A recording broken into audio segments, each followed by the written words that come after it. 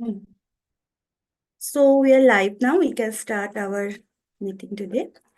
Good evening, ma'am, and everyone.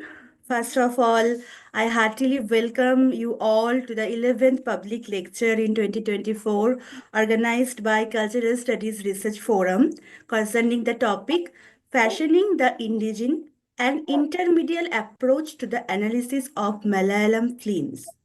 Before further proceeding, here is a brief introduction of our organization, CSRF. Launched in 2022, the CSRF is a student-led non-profit dedicated to promoting intellectual curiosity. We organize free public lectures and discussion on diverse topics in cultural studies, from literature and dance to music and food. By exposing students to cutting edge research and fostering critical thinking, we aim to empower the next generation of scholars and artists. Now, let us know a brief about our esteemed resource person, Dr. Swetha Antony. Dr. Antony, a dynamic scholar and assistant professor at the Department of English, University of Delhi, brings a unique blend of literary expertise and interdisciplinary curiosity to her academic pursuit. Her research interests span a diverse range of fields, including post-colonial theory, new literature in English, food studies, film studies, environmental humanities, and more recently, medical humanities and graphic medicine. Dr. Antony's scholar work delves into the intricate relationship between language, identity, and exile, particularly evident in her research on the poetry of Kamla Das. Her doctoral research explored the complex interplay of these elements within the framework of post-colonial theory and literature. Beyond traditional literary analysis, he has ventured into interdisciplinary realms, co-editing the volume Beyond the Superficial, making sense of food in a globalized world. Currently, she is exploring the concept of tinai to understand the presence of geographical spaces in the literary, cultural, and performative tradition of the coastal belt of South India. Furthermore, Dr. Antony's engagement with medical humanities has led to significant contributions. She has translated Siva E.K. Malayalam Short Stories, Surgeon, for the anthology Medical Maladies, Stories of Disease and Cure from Indian Languages. Her ongoing research focuses on the concept of third culture and third space in contemporary literature and popular culture, further demonstrating her commitment to the interdisciplinary scholarship. Additionally, Dr. Antony's affiliation with the project on ADHD graphic medical narratives with Indiana University, Southeast New Albany, USA, has introduced her to the exciting world of graphic medicine. This experience has inspired her to explore the intersection of visual arts and medical discourse. As an extension of this work, she is currently focusing on the possibilities of establishing academic boundaries through the concept of pink humanities. Her journey continues to push the boundaries of literary and cultural studies, offering fresh perspective on the world around us. With that saying, I am delighted to call Sorry, ma'am. With that saying, I am delighted to call Dr. Swetha Antony, ma'am, to enhance our knowledge on this impactful topic. Over to you, ma'am. Thank you so much, Koel, for that elaborate introduction. Thank you again, and special thanks to Koel also for coordinating all of this. And my heartfelt gratitude to Dr. Kalyani Wallat for this opportunity. I'm honored to be associating with Cultural Studies Research Forum, and I'm quite excited to be here delivering the 11th public lecture. And I hope to bring to life the vicissitudes of culture through this talk. Uh, now, today's talk is part of my ongoing research in the larger area of visuality studies, but very specific focus on comic studies. As Koil was introducing me, she was talking about graphic medicine. So from graphic medicine, I kind of moved back to comics. And of course, films, which has always been a part and parcel of my life. And my small part of my ongoing research on the incorporation of the indigenous art forms and aesthetics in the Vox Populi. So I'm going to combine aspects from all of these works in progress to talk about today. Now, the intermediate approach that I talk about in my title is something that I've imbibed from, or something that I've come to understand from my engagement with the various discourses. And today I'll be trying to explore the limits of that by looking at a couple of films and also texts. So I'll be analyzing two Malayalam films today. The first one is Jayaraj's Kaliyatam, which was released in the year 1997. And the next one is Basil Joseph's Minnal Murli, released in 2021. I hope all of you are familiar with these two narratives. And then I go on to look at some fan art, specifically in the context of Minnal Murli, and also AI generated art AI generated art, largely in the context of again the film Minnal Murli. So we are looking at two different kinds of films, but I hope to kind of bring them together towards the end.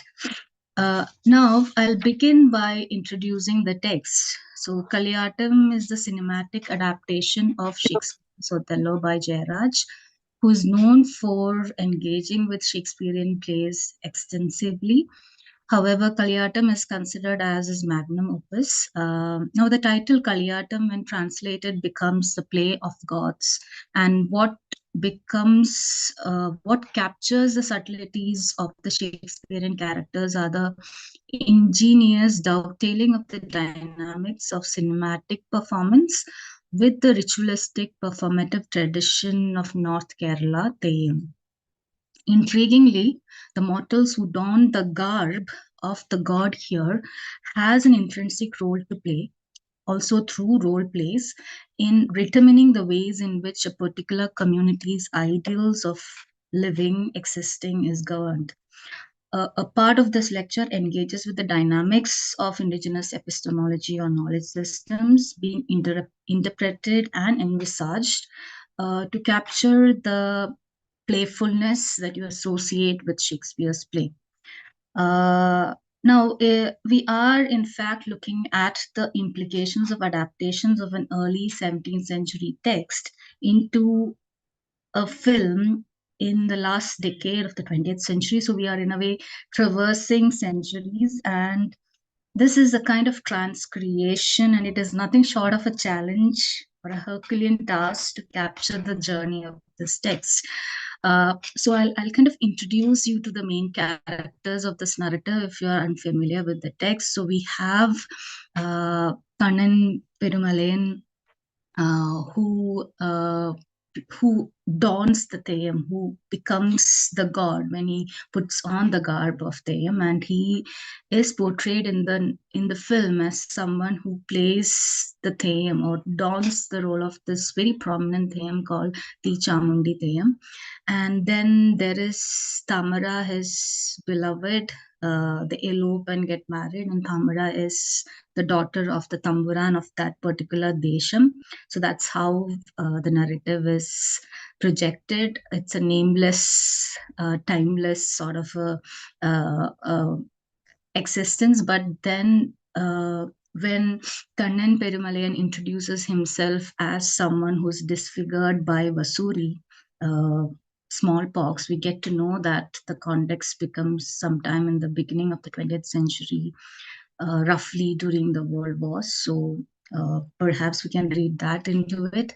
And then we have Paniyan, who dons the role of the Komali Vesham, uh, uh, the trickster figure, perhaps, or the jester in the place of Shakespeare. So these are the major characters. I'll go a bit deeper into the film message or into the plot as such as we progress through the narrative.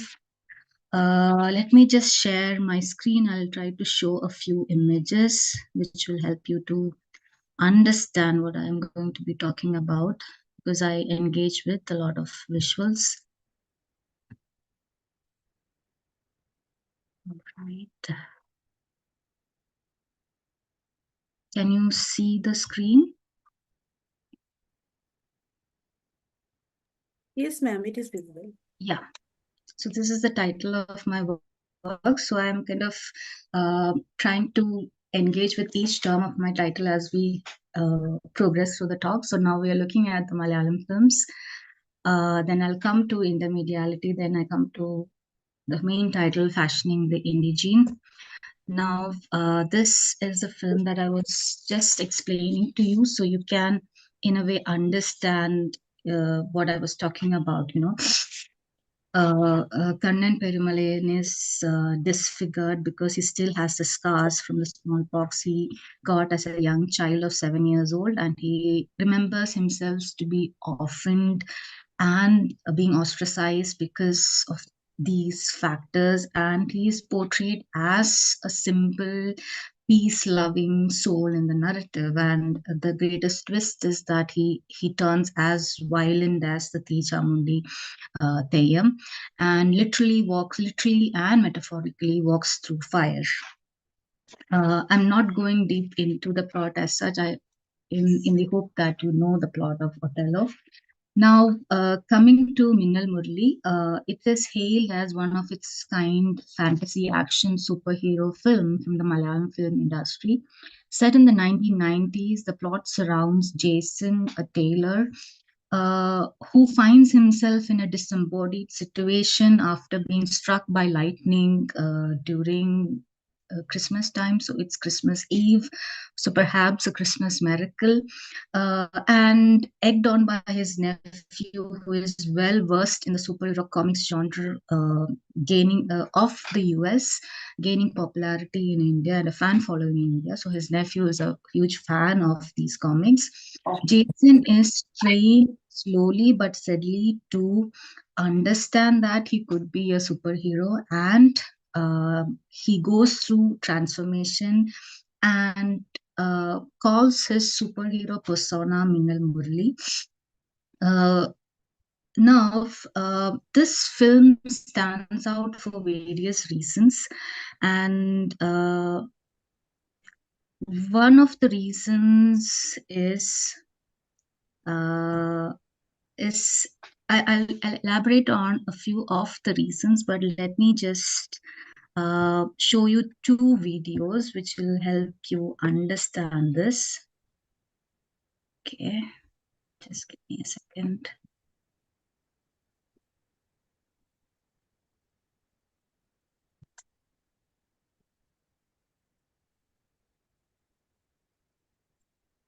All right, let me just.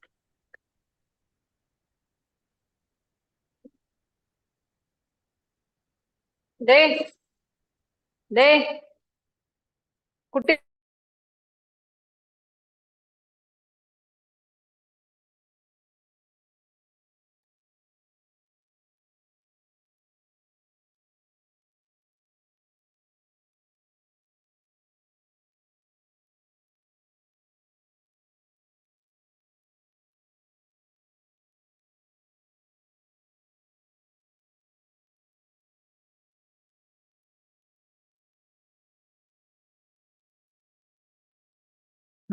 Is my screen being shared? Ma'am, only the slides are there. All right. No video is yet there. Okay, so I'm going to show a video now. I hope it's Is it visible now? Not yet, ma'am. Okay. Sorry for this. It's okay, ma'am.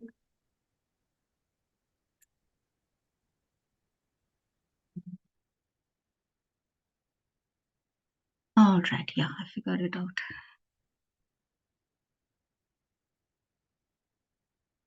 Okay, is it visible now? Yes, ma'am, it is. So I just want you to kind of look at the whole setting. What are some of the signposts that indicate that it's 1990s?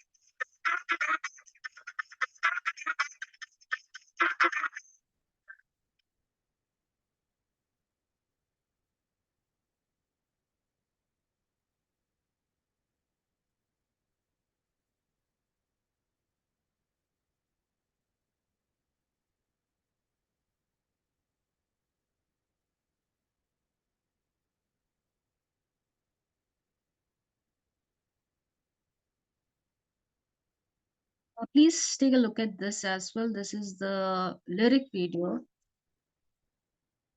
Because we're looking at comics and the interaction between the medium of film and comics.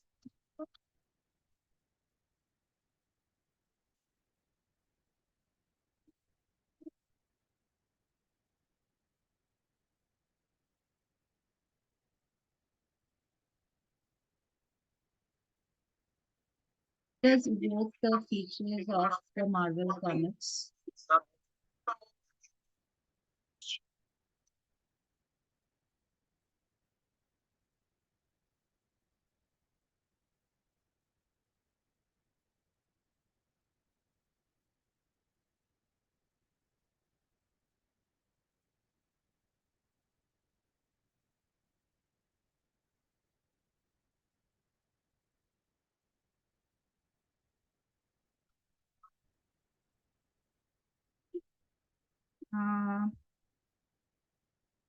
Am I visible now? So Yes, ma'am, but the what slides are are the not. all right, I'll just share that. So what are the aspects that struck you while you were looking at the two versions of the songs? So just think about it a bit while I kind of read out a few things that struck me. The first one was the meta narrative tendencies of the film. The second one, utilization and revitalization of the properties of the comics genre in its cinematography and editing, especially in the way in which it mediates the popular or the superhero comics that were popular in the 1980s and 1990s. If you remember the first song, there is a way in which the frame kind of splits into that of the comic strip, right? I hope you noticed that. And then when you looked at the lyric video, there is a way in which it kind of creates the comic strip for you on screen. Alongside that, there are signposts that indicate a unique comic tradition of Kerala, the reference to the characters from Balarama and other comics that have been circulation, that has been in circulation since the 1972. So when you're looking at this particular time period, we're looking at how it's also the comics, the comics intrinsic to Kerala is also gaining popularity, apart from, let's say, Amar Chitrakatha or the Tinkle comics. And when you look at this song, you are kind of looking at the first public outing of Jason as Minal Murli, and that is in the garb of Garudan, or he's disguised as Garudan, a character popularized through comics such as Balarama and Amar Chitrakatha, among others. However, the significant reason that led me to choose this as one of the texts for analysis today is something that happened in July 2023 at the San Diego Comic Con. It was announced that Minal Murali will be made into a comic in collaboration with Tingle Comics, a prominent Indian comic from the house of Amar Chitrakatha. What could be reckoned here is the act of remediation or adaptation taking on new permutations. The film uses the flexibility, adaptability, and intermediality of the medium of comics. And interestingly, there are remediations of Minal Murali in the realm of visuality or the media at large through its various avatars, from fan art, which is curated on the Instagram handle. I'm just giving you the screenshot of one of the popular memes on Minal Murali official Instagram page. So you will find splash here saying the niyoke edada, and there is this indication that the two Minal Muralis are kind of faster than him. Now, taking off from this, we have this very popular series of images created by this artist called Arun Noora, and which was first kind of released on the social media platform on December 27th, 2022, through this handle at Homegrown In. And this post is titled #HDArt, Sad Superheroes in Kerala by Arun Noora. It gained popularity because Shashi Tharoor kind of responded to this and asked, why are they sad? Now, when you're looking at I'm kind of reading out the description beneath these photos. There are a set of 7 photos. It begins like this: disclaimer, AI generated art about being a Keralite with this series titled Sad Superheroes in Kerala. It's a personal curiosity to find the geography body, physique emotional harmony in an image. Please hold on to these words: geography body, physique emotional harmony in an image. These images are created with text prompts using Midjourney. Now, I'm kind of digressing here from the description. Midjourney, interestingly, is an independent research lab exploring new mediums of thought and expanding the imaginative powers of the human species. And now, coming back to the series of 7 images, they come with descriptions like this: Batman worried about his crops being attacked by bats, Palakkad. Wonder Woman struggling with washing clothes, Kozhikode. A boring day for Iron Man, Thrissur. Spider-Man was caught while stealing coconut and forced to do work in a construction site, Kollam. Superman heartbroken upon not finding his sweetheart, Black Widow, in the last bus, Trivandrum. Superman about to cry inside a tea shop in Ullur, Trivandrum. Tired Black Widow sleeping in a paddy field after whole night's work, Alappuzha. These are of course figures from the comic tradition, the Western comic tradition or the Marvel comic world, but given a new embodiment or maybe disembodied to some extent. But what stands out are the geographical signposts, right? So I want you to hold on to that. And uh, now I'm going to hold these images in your mind. Now I'm going to go to the key term, intermediality. Intermediality, as introduced by R.J. Hansen Love in 1983, envisaged it as an extension or a new version of intertextuality. For discussions within English Studies department, uh, who the discipline that I associate myself with, we could focus on aspects of representation such as scriptocentric, which has something to do with writing, phonocentric, something connected to orality or representations connected to orality, and body centric, which is connected to performance and crafts. Intriguingly, these aspects do capture the evolution of literature from, let's say, the primary, which is the oral tradition, to secondary, which is the literary tradition, and the shift towards culture studies, which was again initiated within the English department in the Birmingham, when you're looking at the origins of cultural studies in Birmingham University. Now, intermediality in theatre pertains to the incorporation of digital technology. So I'm kind of referring to theatre also because performance becomes an important aspect of my talk today. Intermediality in theatre pertains to the incorporation of digital technology into theatre practice and the presence of film, television, and digital media in contemporary theatre. And when we look at the films like Minnal Murli and fan art and AI generated art, this becomes a significant methodology to engage with it.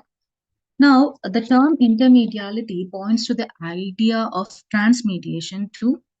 Generally speaking, it implies an interaction across more than one form of media, and the various connotations of the word media comes into prominence here, be it media as a means and institution for publishing and broadcasting information, like we have web-based media, social media, print-based media, among others, be it media as the totality of content items such as television shows, films, books, among others, which are broadcasted or published. So we use the term popular media.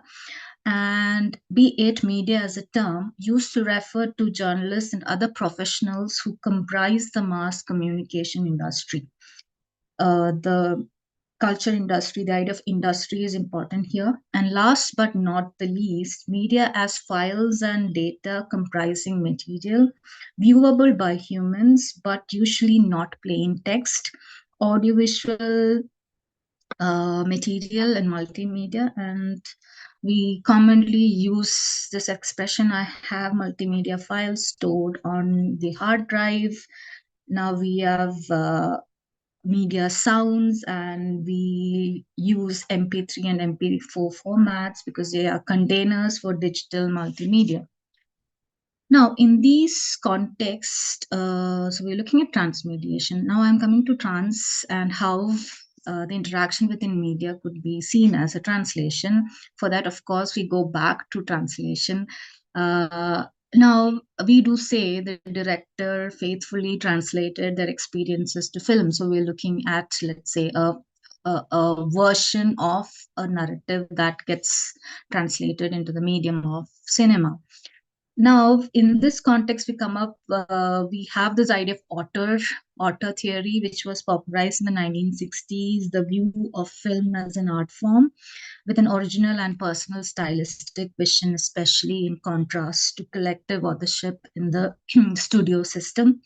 Now, when you're looking at Jayaraj's Kaliyatam, he says at the outset, you can see that in the opening credits, he says that this is an adaptation of Shakespeare's Othello, the Noble Moor. Now, how is that being translated into the dynamics of a desham? That is how the context is set. Now, Othello becomes Kannan Perumalayan, who is who describes himself as, or he remembers him as an orphan disfigured by Vasuri, and has donned the role of Theyyam, and has always walked on fire. And he's the player, the performer, the noble, just and peace-loving individual. All right, the transformation in him is what is captured intriguingly through the evocation of the indigenous art form of Theyyam. We'll look into that in a bit. Now, another element of aspect of translation is being capable of being rendered into another language, or the change from spoken words or written text from one language to another. So my question to you is, how would you translate Ti Chamundi Theyyam into English, or Munda, which is used in Minal Murali, part of their sartorial identity, part of an indigenous sartorial identity? How would you actually translate Munda into English? And would it be possible for you to kind of translate Minal Murali to Superman? All right. So these are some of the questions that I'm going to leave you with. Now, I want to draw your attention to the body-centric aspects of representation within the discourse of intermediality. The emphasis here is on performance and crafting a role, a persona, or a persona. And as far as the text we have analyzed so far, these words, 3 more words need to be engaged with: body, embodiment, and disembodiment, and how these words could be used to look into the subtleties of these characters or personas that we have encountered as disguises, right? For instance, in Minnal Murli, in Minnal Murli, Jason's body is disembodied, and out of the confusion in orienting himself, he embodies himself as Minnal Murli. However, what is of interest to this talk is the presence of 2 Minnal Murlis defined through an apparent philosophy of negation. So if you look at the image of, image where the profile of another person is in the background. Yeah. So this is a significant way of seeing that there are 2 Minnal Murlis in the narrative. So what is interest to this talk is the presence of 2 Minnal Murlis defined through an apparent philosophy of negation: the wicked Minnal Murli and the Samaritan, the obvious superhero and supervillain. The paradoxical similarity being drawn through their sartoriality, the use of the munda by both, which leads Jason to envisage a novel costume, a better disguise. And here we find the first, the disguise that he dons, he borrows actually from the participants of the school fest, the garb of Garudan. Yeah. And the question that arises is, Minal Murli, is Minal Murli an entity that is thunderstruck or tailor-made? The fact that Jason is a tailor gains significance here. In other words, in Minal Murli, we find Jason fashioning an embodied self with the need to disguise the evil and reveal the goodness in him. And when you look at the song, there is the use of the word Rekshagan in on top of that bus that he kind of protects. So Minal Murli is projected as the protector of his Desham. Now, from Jason, the tailor who's always ahead of his times in embodying the fashions of his time. So there is this very interesting song called Kugramame Kandoluni Kalatin, which basically means that he is way ahead of his time, and his contemporary doesn't understand his approach to life or his sartoriality. So from a fashion fanatic to someone donning the costume of Garudan with a mask and paper wings to choosing an indigenous garb of munda and shirt, tailoring a Marvel world superhero costume with a mask. The attempt certainly is to fashion a self according to the times. Survival is pertinent here, and survival, as you know, is dependent on how quick you are able to adapt to the changes in your environment. And also, there are commentaries on the use of the mask here, which also draws on the fact that the production of this film was done during the COVID pandemic times.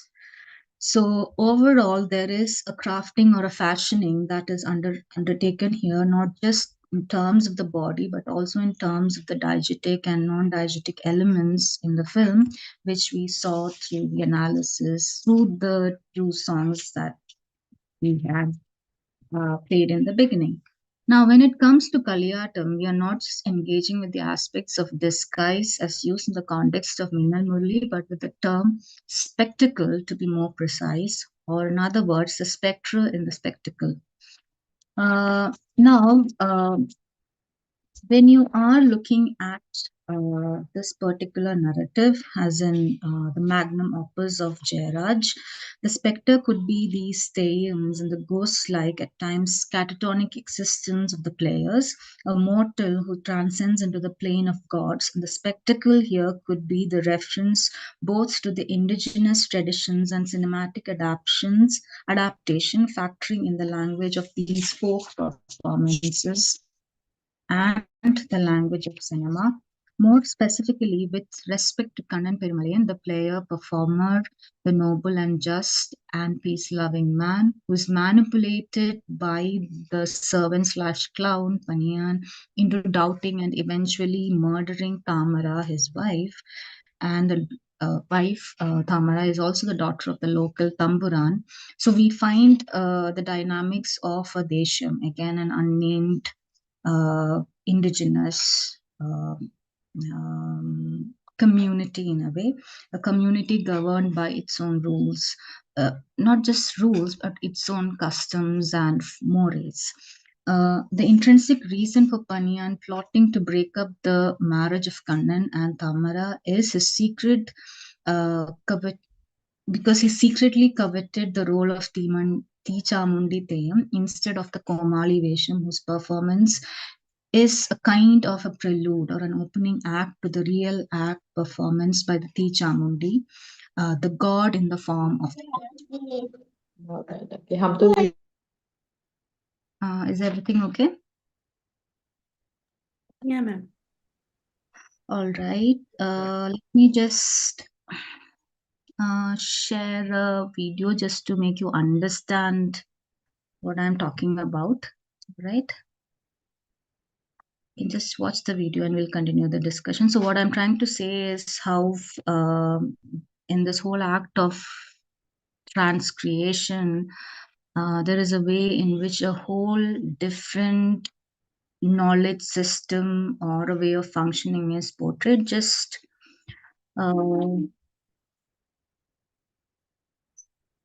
so this is the opening scene. It kind of has this allusion to a hellfire.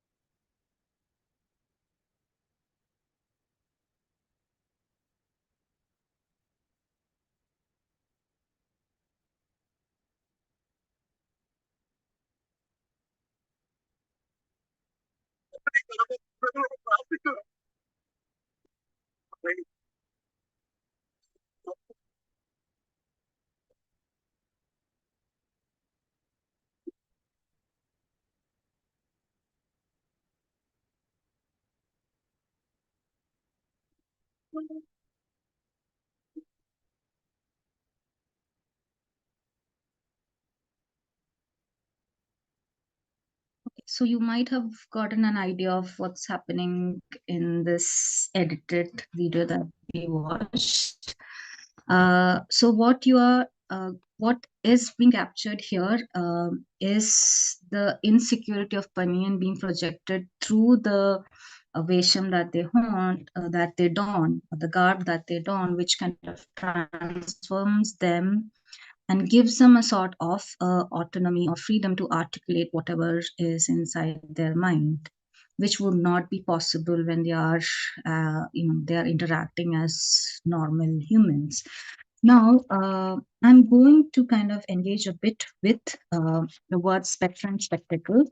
There is a unique way in which the semiotics of Theum, the language of the folk, dovetails with the language of the vox populi cinema, and the spectacle is as both a reference to the exceptionally ordinary aspects of performance and also a reference to the resolution of the various professional and personal catastrophes, where Kannan, in the form of the Chamundi, makes a spectacle of himself by murdering his wife, crippling Paniyan for life, and Chirma, Tamara's companion and the wife of Panin, and plunging into the fire himself to this final transcending, marking this as a swan song, thereby ensuring that justice and peace reign. So, as the god embodied, he is ensuring that his desham is protected, just like Minal Murli. Now, moving to the second part in the discussion of this particular film, what I would want to call this would be framed within the frame. I look at the aspects of cinematic language and focus on the diegetic and non-diegetic components, specifically with reference to how the 5 stages: exposition, complication, crisis, denouement, catastrophe, and resolution is depicted. This film has a swift pace, and there is a subtle way in which these stages do not follow a chronology, and stages mix and merges. The semiotics, or the codes used by the medium of cinema, is used ingeniously by the author Gerard to capture the heightened dramatic tension, the ever-present and poignant evocation of control, intense and highly emotional, albeit condensed situations.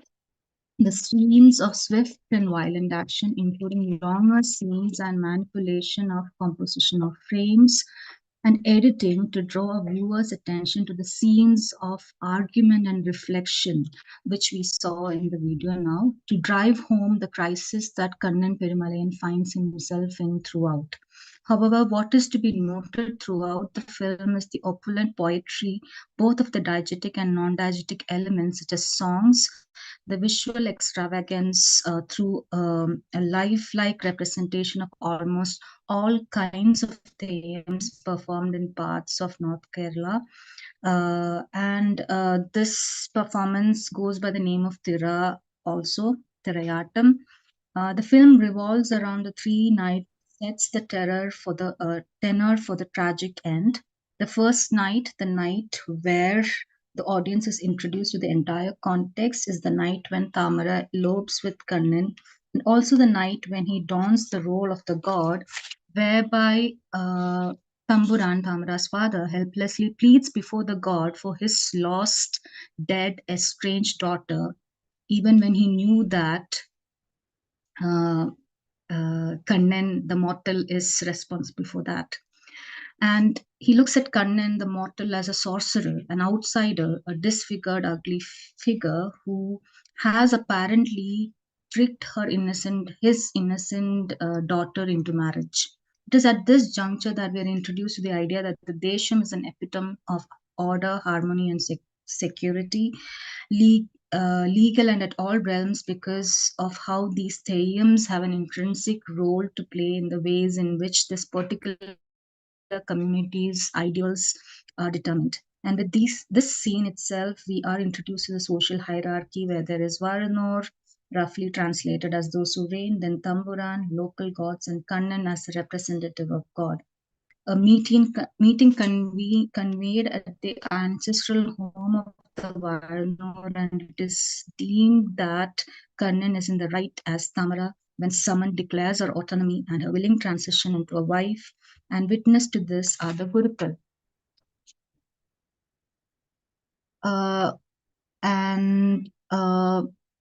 And Paniyan, who's not just the Komali but to the Chamundi Theyam, but also the supposed humble and loyal servant of Karnan, Kantan, the assistant and heir apparent of Karnan within the ritualistic performative tradition. From this expository scene itself, we get to know about the epistemology, a new kind of, or a novel kind of knowledge system on which the entire community is based. And of course, we have the constant reference to fire throughout the film, which indicates the fact that Karnan is constantly tested, uh, because the seed of doubt is sown into his mind, and he's literally walking on fire even when he's not donning the Thayam, all right? And then there are diegetic elements. There are songs in the narrative which are personal, and also which evoke the folk tradition. For instance, there is a totem pata in the narrative. Then the use of colors prominently, yellow, blue, and red, and this and also the red silk, right, which is gifted to Tamara, which is used as a bedspread, is really important because the play with colors, especially the use of colors like yellow, blue, and red in the scenes where the red silk spread is questioned, especially when the red silk spread is foregrounded, especially when you're looking at the marriage being consummated, when Tamara is murdered in the bedchamber, followed by the murder of Chirma, who defends the honor of Tamara to her last breath.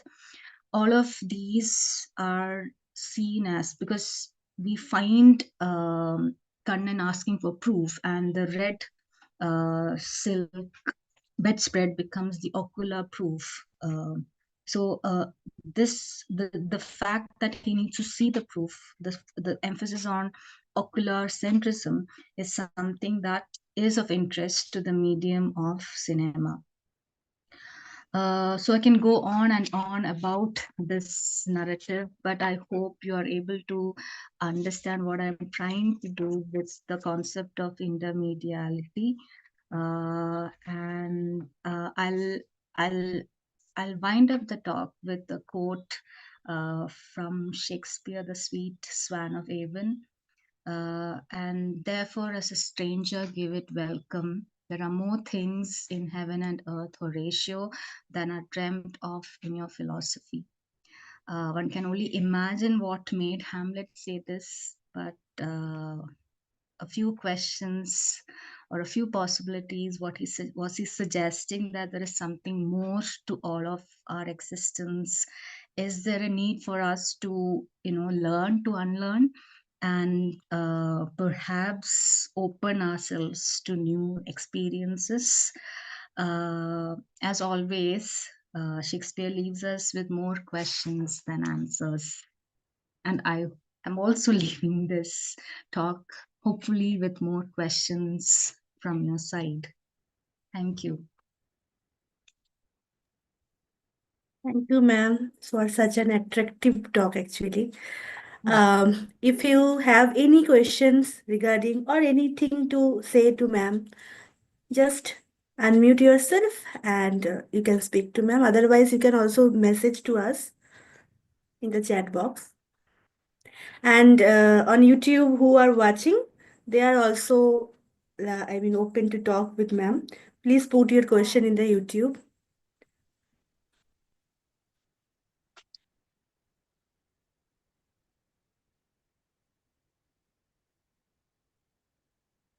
Anyone?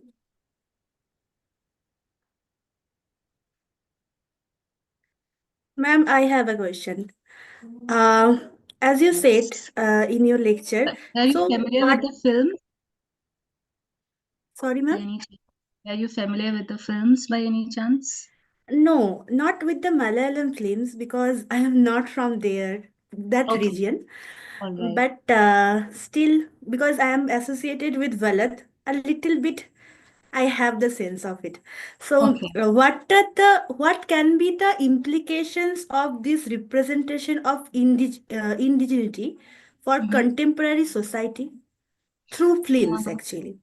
Through films, all right. See, this takes us to this question of why I use Indigene in my title, and why I constantly refer to indigenous knowledge systems. So this has to do with this methodological intervention opened up by post-humanism, which asks us to kind of go back to understanding certain representations of, let's say, the popular media of media representations of what they call local realities.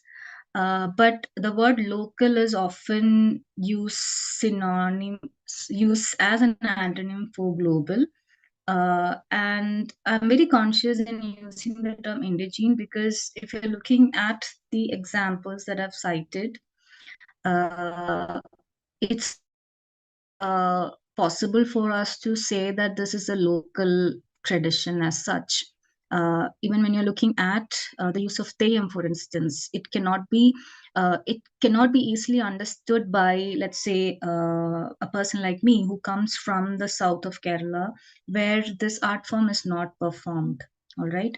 So there is a way in which the use of words like local or regional might also not work in some instances. And when I was looking at the sad superheroes in Kerala, you will find that there is a way in which they are spaced or placed geographically as indicated by the description itself.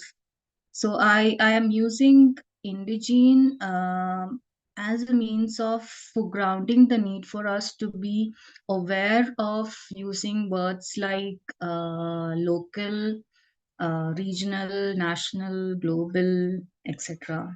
I hope that makes sense. I'm yet to kind of fine tune the whole thing, but that helps, I guess. Yes, ma'am. It helps. Thank you. Anyone else? All right, if you're into I theory, would you love can to. look up Rosie Bradiotti, posthumanism, Rosie Okay, Bradiotti. Yeah. Rosie Verity. Okay. Um, I would love to call Anand, sir, if possible, sir. Will you please talk a little?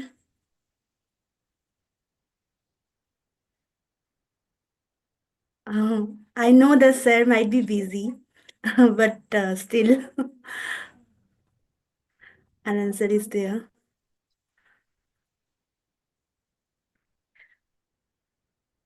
Okay. Maybe Are there they are too shy to talk with these flames, you know. Sometimes it happens. all right? I hope the silence means that they've understood something and not the other way around. No, no, ma'am. They understood. That's why they are here. I can see. I had a question. Okay, Annie. Yes, please, please. Yeah. Yeah, I was wanting to just check. You had specifically mentioned yellow, red, and blue. Is there any specific significance to those three colors? Red, I can understand, but Uh-huh. in that context, I mean, there would be many colors, no? So, specifically, why is there any particular significance to the use of yellow and blue? Or there are three colors. If, if you're looking at the Theyyam, Yeah. Okay. prominently they work with red and yellow. Okay.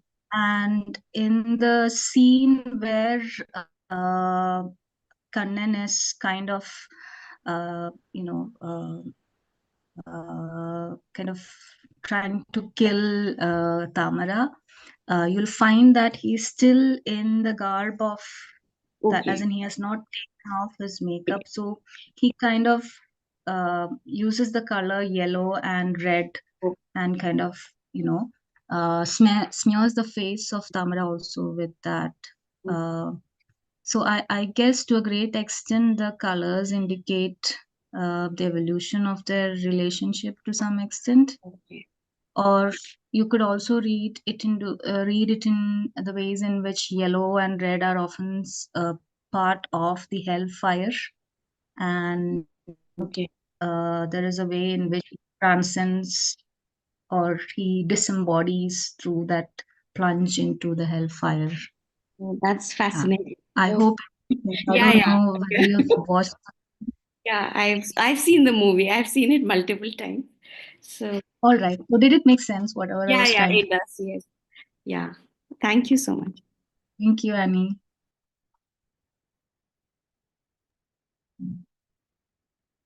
Thank you, Annie. Another question is in the chat box. I am wondering why the superheroes in both cases are orphans. That could be one of the points of comparison. So the outcasted becomes becomes the protector of the community. You can read that into the lines, and also the idea that the transformation comes in when they don the disguise. It's as if they are claiming their identity, their belongingness, because they belong to a particular knowledge system of a particular region, which is unnamed. Because the Kurka Mula is an imagined community. It's not a real space as such. It kind of evokes that. So both of them are in a way discriminated against on many accounts, but somehow they come out of that. So that's why I use three terms, body, embodiment, and disembodiment. It is used to kind of show the transformation of the characters or personas. I hope that answers your question. I hope so. Annie, this is also a question from Annie actually. Okay, I think Annie has watched both the films. Yeah. No, ma'am, there is two Annie. That's why Oh, I okay. can see. So there are two Annie. Right. So I hope if you have any query regarding today's session, you just contact with me. I will just forward your queries to ma'am if you have. Or you Or can mail me also. I can type in. Just have to go to the chat, right? yes, ma'am. Yeah, I can type my. No, it goes to everyone or just to Yes, them. ma'am. It is everyone. Everyone in meeting. All right, okay. So you guys can mail me at Swetha Antony online. Please be a bit careful about the spelling. Might go to some other Swetha. I would love to hear your thoughts on my presentation. No, it went to Debashish. Where did it go? Everyone in the meeting. Just give me a second. I am a bit clumsy with technology, even though I'm talking a lot about Okay, ma'am. technology. Yeah.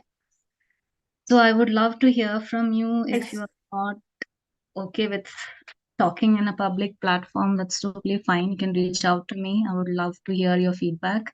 And Koil, if there is any mechanism for you to get feedback from the participants, I would love to have access to that. Yes, ma'am. Sure. We will arrange. We will arrange it. No problem. Yeah. So I hope that with that saying, we are already reached at the last of this session. So we would like to express our sincere gratitude to Dr. Swetha Antony ma'am for delivering a captivating and insightful lecture on fashion in the Indigene and intermediate approach to the analysis of Malayalam films. Dr. Antony's insightful analysis of Malayalam cinema through an interdisciplinary lens has broadened our understanding of the complex interplay between culture, identity, and representation. Her engaging presentation style and deep knowledge of the subject matter made the lecture a truly enriching experience. We are grateful for your valuable contribution to our academic community and look forward to future opportunities to learn from you, ma'am. Thank you. Thank you once again. And also, I would like to thank with all my sincerity Dr. Kalyani Bhalat ma'am and Anand Haridas sir for being truly supportive for all our ventures.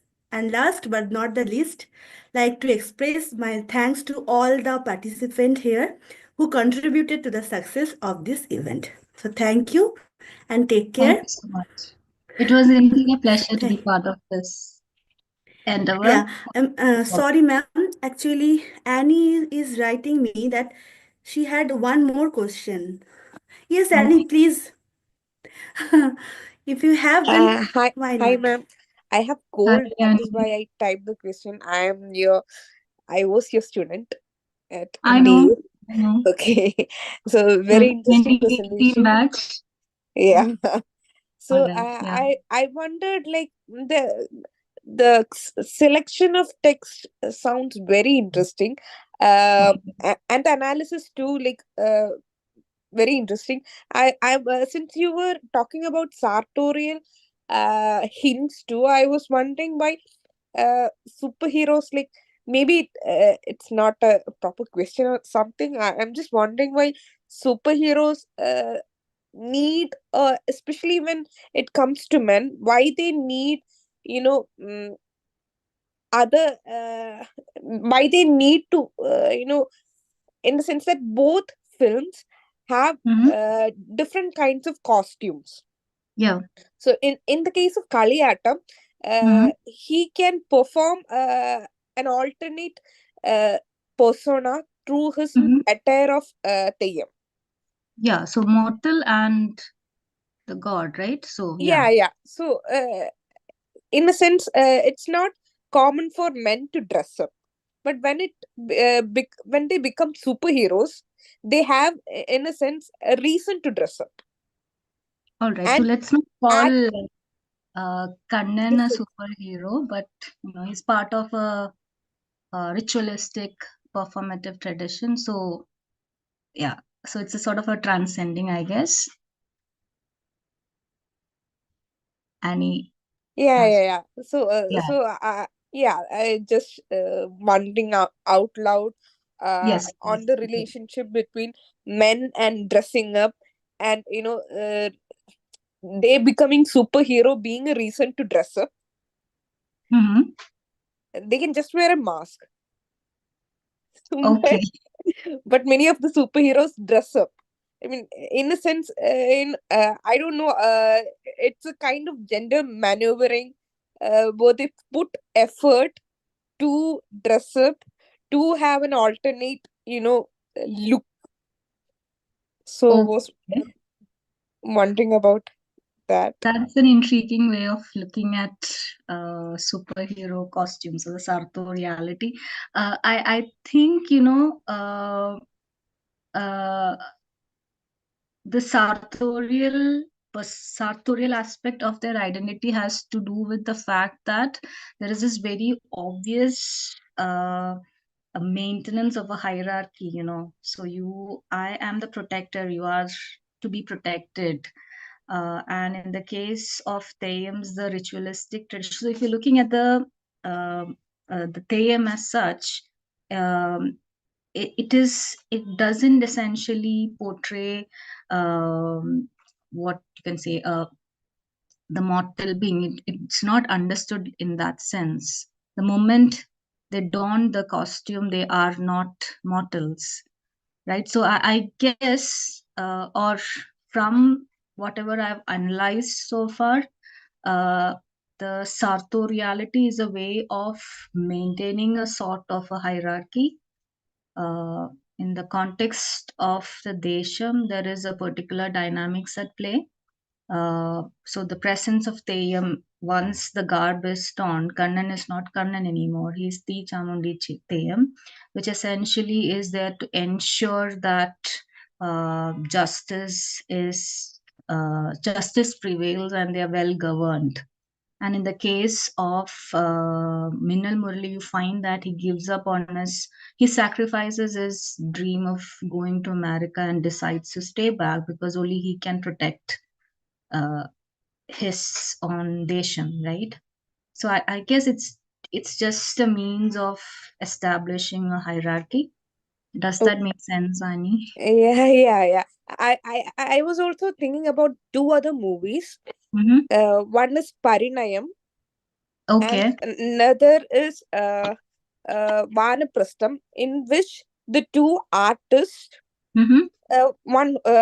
two artists engaged in performance. That is also performance that is also related to performance, has always been related to the worship of deity. So these two Yeah. performers also dress up, and Mm. in their costumes they make love to upper caste women. Okay. Yeah. That's an interesting. And And I'll in both look at that. cases, when they can't take responsibility over the babies or something, or in two cases the relationship doesn't work out, and if I'm remembering it right, they talk All about right. how the mother talks about how she could always say uh, to the child that the father was Karnan, or the Okay. yeah. So Okay. another way of removing accountability, or taking accountability to the god. So I was just thinking about that. So yeah. So I'm reminded of Suez entrapping Leda here. But Okay. yeah, you do have a point here. Thank you Yeah, for that. I'll explore that a bit further. sure, ma'am. Thank you, ma'am. Swetha, Dr. Swetha, can you hear me? Yes, yes. Okay, my question is like, while Minnal Murali is truly molded in a superhero format, Mm-hmm.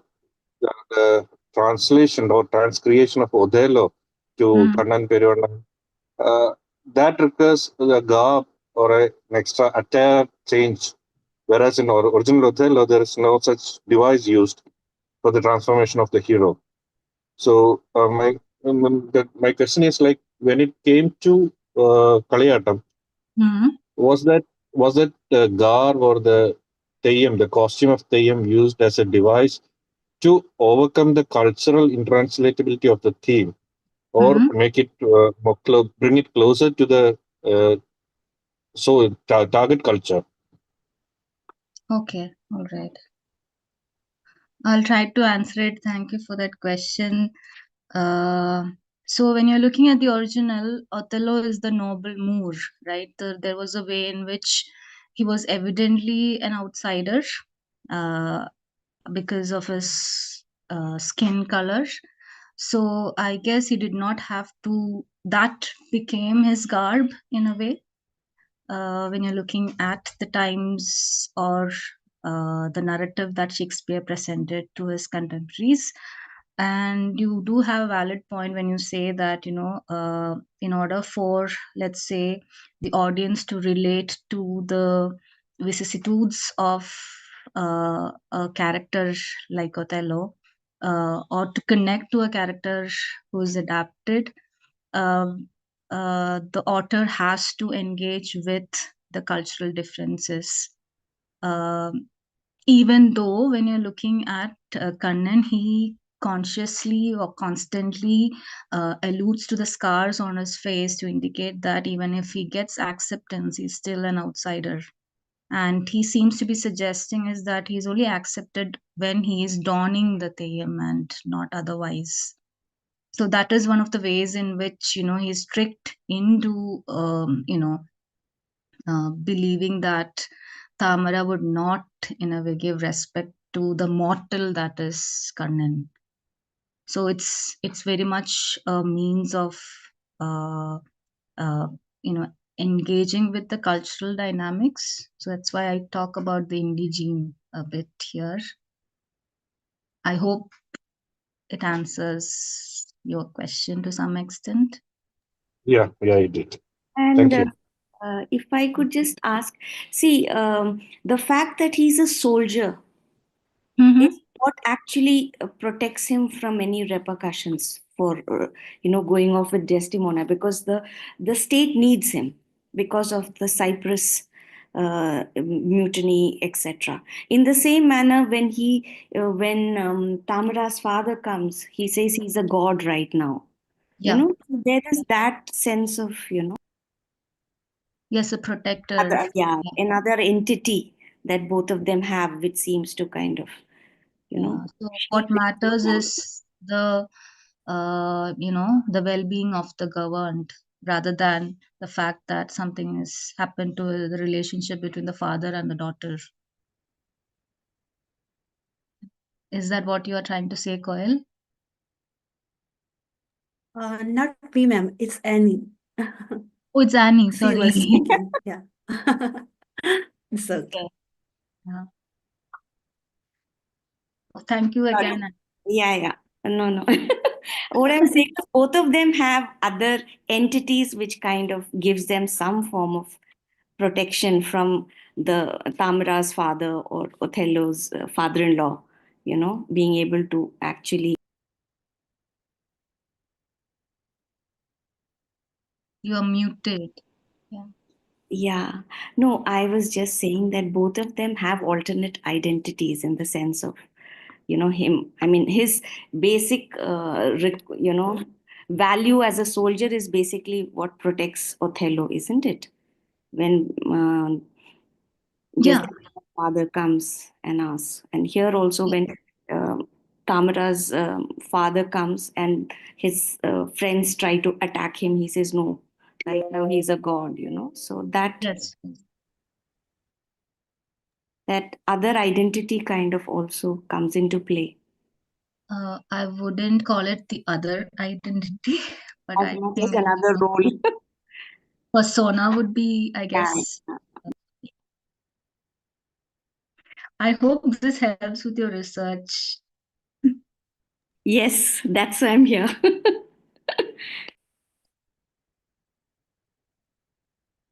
So it's really I'm really having fun, after giving the vote of thanks, the discussion has started. And thank you so much, all of you, and also Anand sir. Thank Thank you you so so much. much. It was a wonderful lecture. Thank you. Thank you so much. Thank you for being a wonderful audience and being a wonderful host, Coil. And It's my pleasure, ma'am. I cherish this, opportunity a lot. Yeah. Thank you, everyone. We too, ma'am. Thank you. So with your permission, I am ending to this session. Thank you all, and have a nice evening. Nice evening.